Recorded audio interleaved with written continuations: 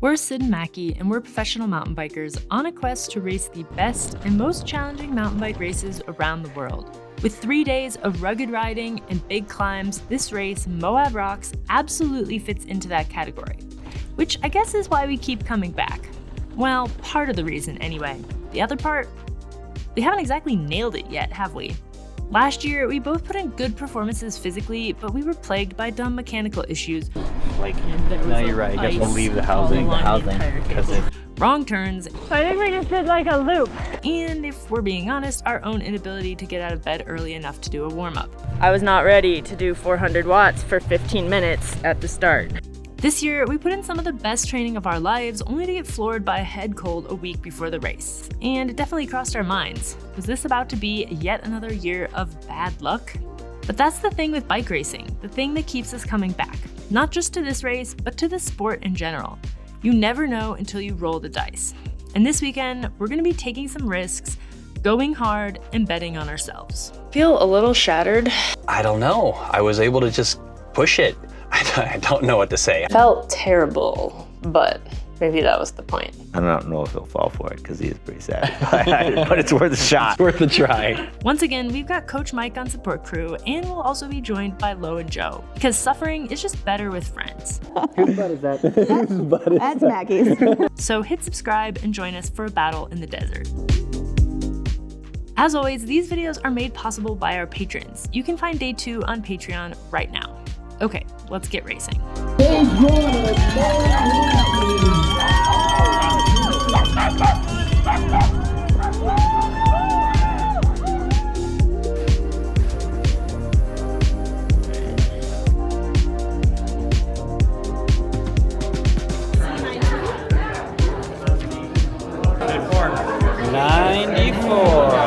my ankle monitor. Oh, good. Not big enough to fit all the way around. They're gonna keep track of you. Welcome everybody. So glad you're here. Your 3-day mountain bike stage racing adventure begins tomorrow. And this race is in its 10th year now, bringing racing to these iconic trails known worldwide for not only their scenic beauty, but their technical aptitude that they command. Did a bolt check yesterday, put new tires on the bikes. That's all good. Bikes rode good today. We need to put timing chips on, number plates on. Fueling plan for tomorrow is pretty simple. We are going sheer, scratch, super high carb. This is 400 calories in each bottle. That is a lot, that's 100 grams of carbs. With the holes at the top of the number plate, you tend to get a lot of number plate floppage. 1, 2. So what we will often do is hole punch, second holes. 3, 4. You can mount the number plate in a somewhat better position. 5, 6. These number plates don't have anything on the back. If your timing chip is on the back of the number plate, you need to be very careful. 7. Don't want to look like a goof.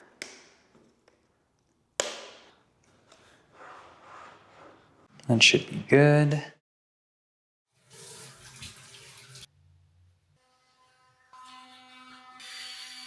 We woke up in the middle of the night to the most torrential rainstorm sound. Because unfortunately rain sometimes means snow higher up, which is what happened last year. And I think I'm realizing that, I just don't think we're gonna do this race. I'm gonna, believe it when the start gun goes off. All right, time to go get some coffee.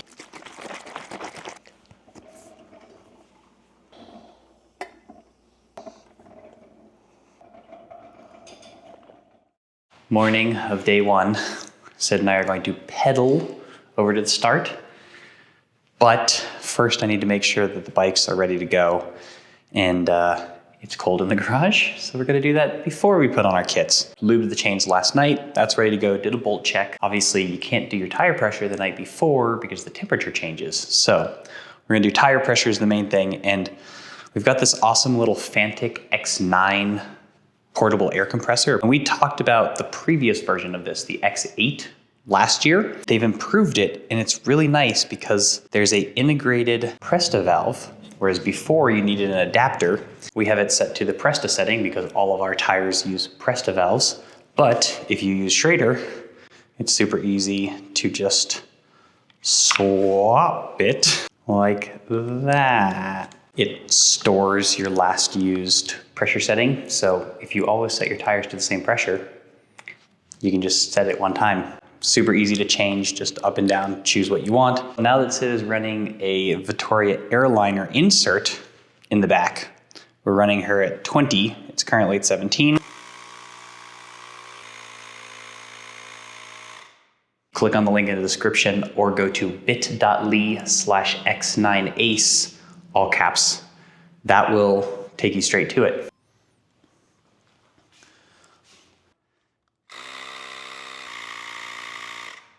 And it stops automatically. Fortunately, we did a really good job this morning. Got out with plenty of time because we got about halfway to the high school, which is where the start is, and we decided to test the cameras and realized that they were not working.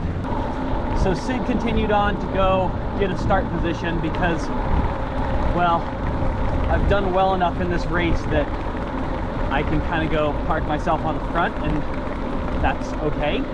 So anyway, I took the cameras, went back to the condo, grabbed the other cameras, because we do have backups, made sure that they worked, which they do, and now I'm on my way to the high school. So even if it takes as long as Google says it will, which is 17 minutes, I should still have 10 minutes, so that's fine. While we wait with bated breath to see if Mackie makes it to the start line on time, how about a little look at what we're in for today? Moab Rocks does not mess around, and day one starts with the biggest climb of the weekend, 13.5 miles with an elevation gain of about 3,200 feet on Sandflats Road. Then you enter the iconic Whole Enchilada Trail on Upper Porcupine Single Track, also known as UPS. Then it's UPS to LPS and on to Porcupine Jeep Track for a rugged high-speed descent all the way to the finish at the entrance of Porcupine Rim. We gotta keep it nice and neutral for real. The police car just takes off and you're like, okay. Because we're about ready to send them off in 5, 4, 3, 2, 1, off you go, racers. Have a great time. See them all, family and friends. Stage 1 of Moab Rocks out on course.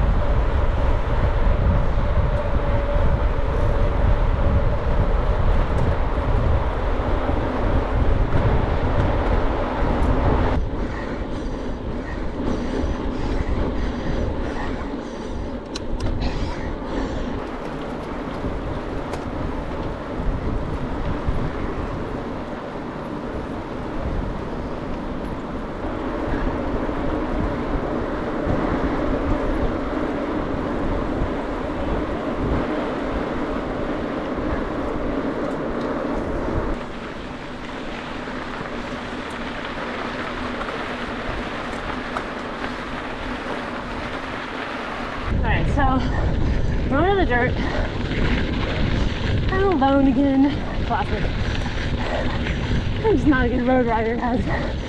Don't understand. But, just saw the front pack go on this turn, which, that's shocking. Probably shouldn't be that close to the lead, or they're cruising. Anyway, I'm doing a really comfortable, like, 215 watts, so maybe I should go harder, try to catch on to these guys. I probably can just wait for this crew behind me. That'd be less work.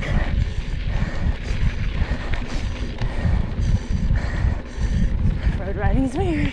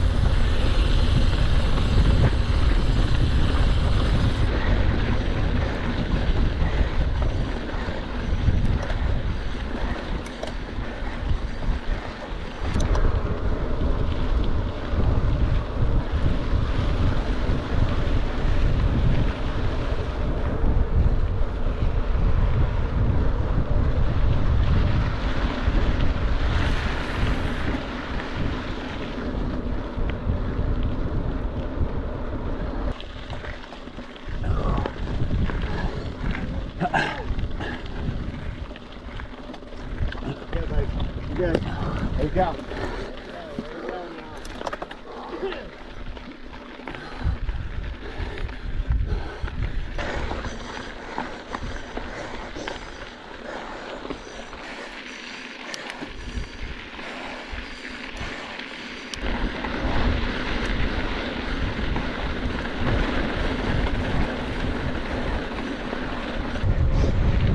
Snowy up here.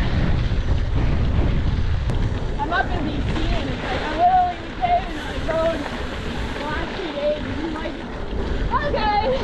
Yep. Here we are. Nothing quite like Moab. Oh yeah.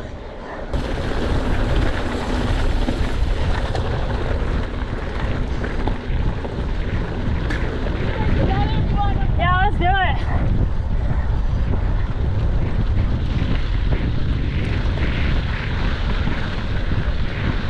Come on, Mackie. You got like 7 minutes. Quentin's not very far ahead. Let's go, let's go. I want to take a second to point out that what's happening right now is a really big deal for me. Quentin DeSera, who's currently ahead of me by 30 or 45 seconds, beat me a BC bike race last year by 8 minutes on the second stage. Jeff Kabush, who's right behind me, has beaten me in pretty much every race we've done together. And Carter Newestig, who's a bit behind Jeff, has outclimbed me regularly when we've raced together. On this climb up Sandflats Road in years past, I've hit the top in the 5th to 10th place range and been forced to make up time by catching people on the descent. So to hit the top in second, less than 30 seconds behind Quentin is, well, I guess it means the winter training has been paying off.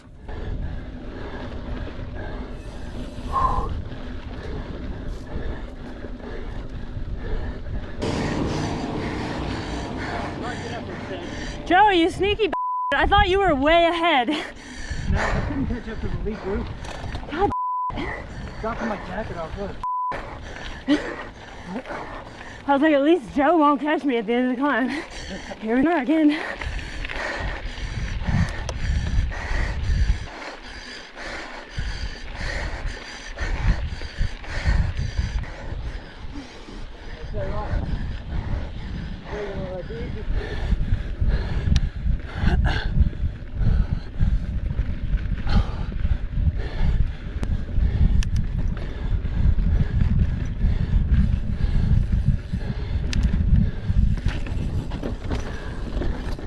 What's up, Toast? There we go.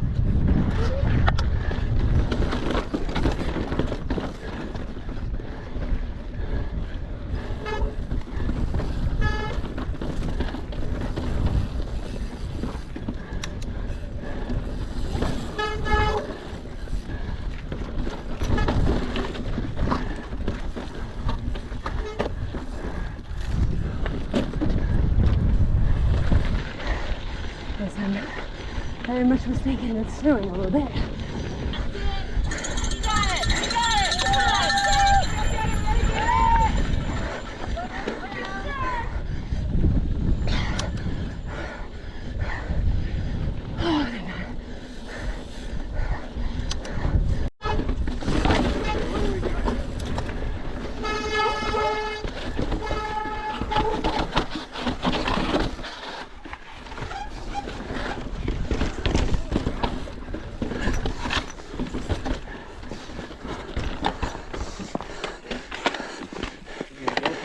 Yep.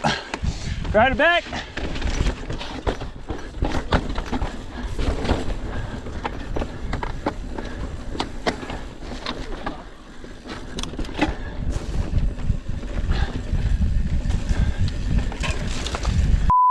In case it wasn't obvious how gnarly of a maneuver riding this notch in the wet on a cross-country bike with Max's Aspens is, well, here's how the rest of us got through this section.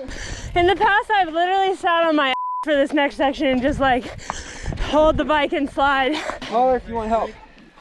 I can hold your bike if need be. Yeah, I think that's the move. Slide a little bit to find that 1 foothold.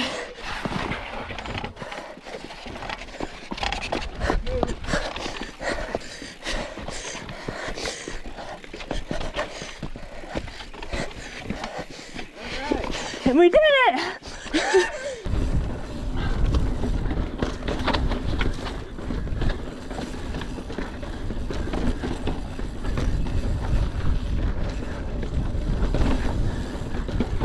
So I know this trail pretty well. If you want a line,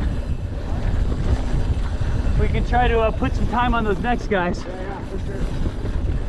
So when you see a good spot, awesome, let's do it.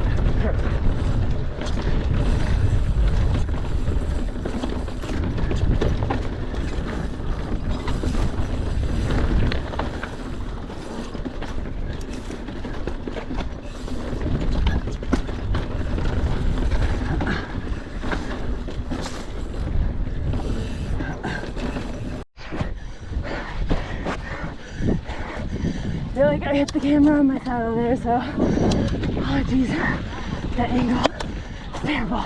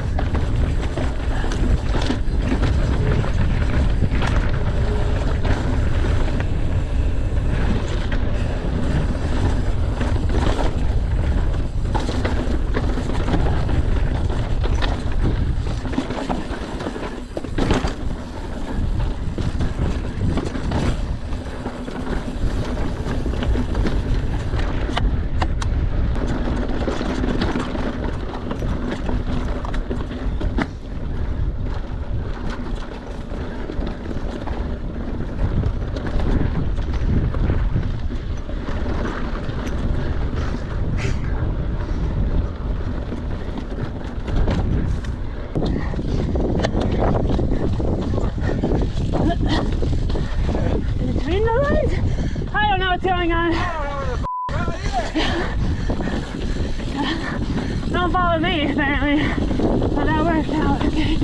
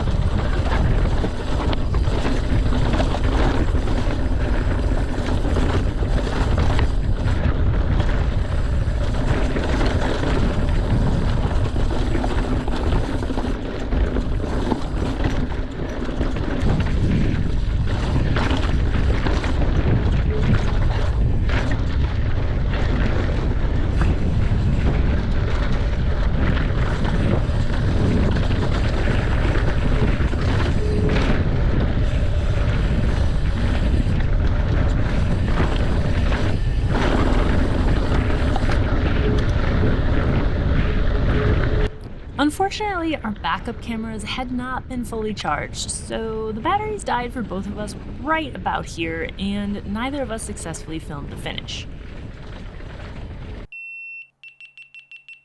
I'm so stoked about how today went.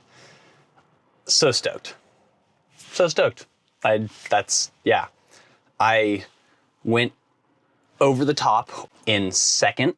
That is by far the best position I have been in at the top of this stage in any of the years. So that was really cool. Caught Quentin and was like, hey, I know this trail really well. Hop on, let's do this. Put a little time on him, and then Jeff Kabush caught me on the one extended climb on the descent.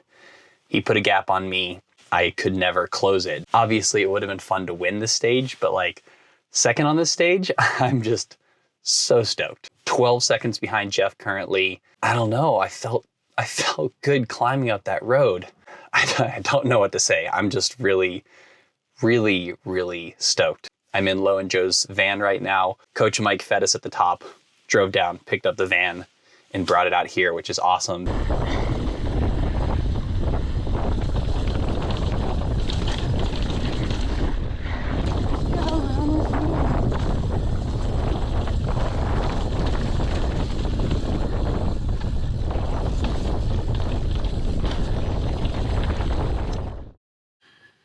All right, this is pretty nice. Having a bed in here. And then also, we just got these things. The recovery legs.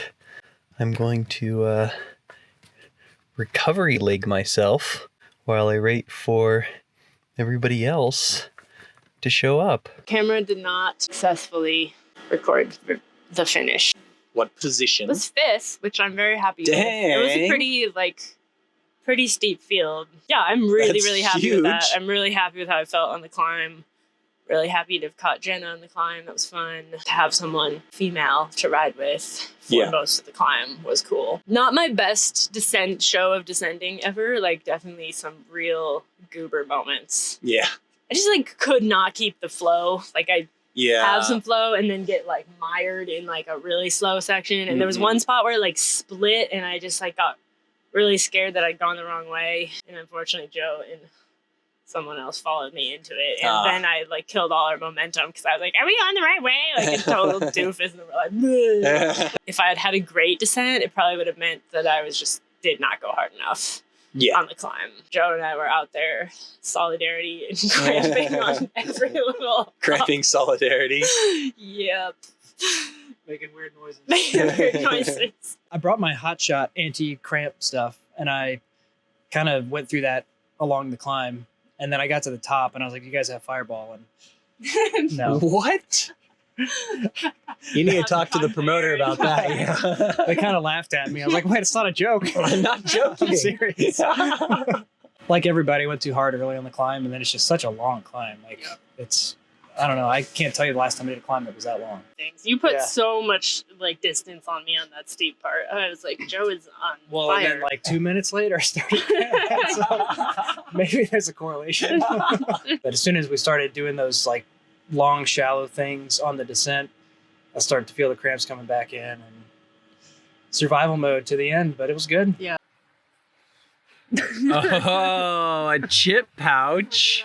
Yes. From your little baby kangaroo pouch. Yeah. Put your little paws in there. It feels very intimate. Would you like to put your face in there? Now we're just getting a little weird. Really consistent on the climb. Nice. Nobody passed me on the climb. I'm back and forth with a couple of dudes. Dang. But and then I caught not as many people as I would have thought on the downhill. So maybe I was just further ahead than I thought. Yeah. I mean, sounds like it.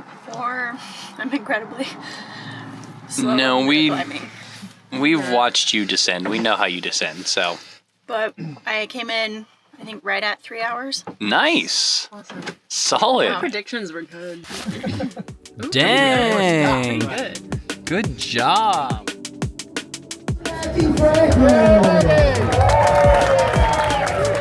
We couldn't be happier with how day 1 went for us. Despite our less than ideal lead up to this race, it's clear that the work we've been putting in, especially to improve our climbing, is finally paying off. But there's still 2 more days of racing left. And day 2 brings a completely new course, and well, let's just say that this one packs a punch. Cracked the GPS, cracked the lens on my GoPro, and cracked my chest harness. Check back in on Friday to see how it goes, or watch it right now on Patreon. I'm struggling a bit. I had nothing. I mean, I guess I had 390 watts, which is pretty good. It just was not enough.